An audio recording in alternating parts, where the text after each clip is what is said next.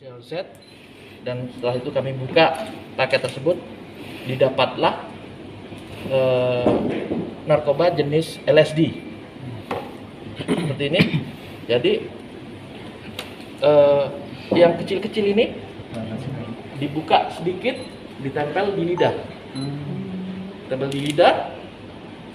dan efeknya halusinasi. Jadi ini ada kecil-kecil bentuk kubus. Nah, jadi satu-satu. Gitu. Itu ditempel, Bang. Ditempel di lidah. Efeknya berapa jam, Bang? Efeknya bisa sampai 1 jam lebih. Tempel di lidah. LSD ini termasuk narkoba langka di Makassar, Bang? Kalau LSD ini hanya orang-orang tertentu. Mereka punya pasien sendiri.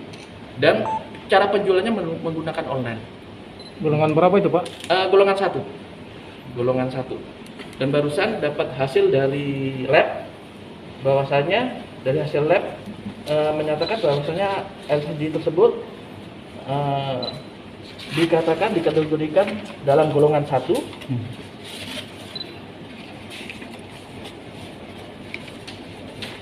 Dan merupakan hasilnya yaitu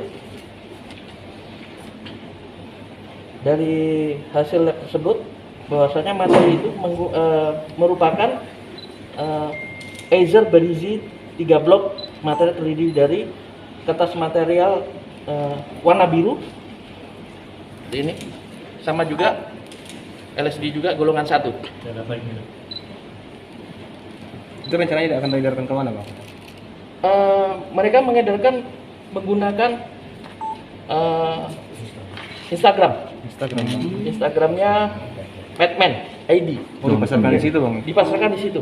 Ini barang dari mana, Bang? Kan bisa dibilang, Abang tadi bilang bahwa pasiennya tertentu, Bang. Betul. Dari mana, Bang? Jadi asal muasal barang tersebut awalnya tersangka berkuliah di Jawa Timur, di Malang.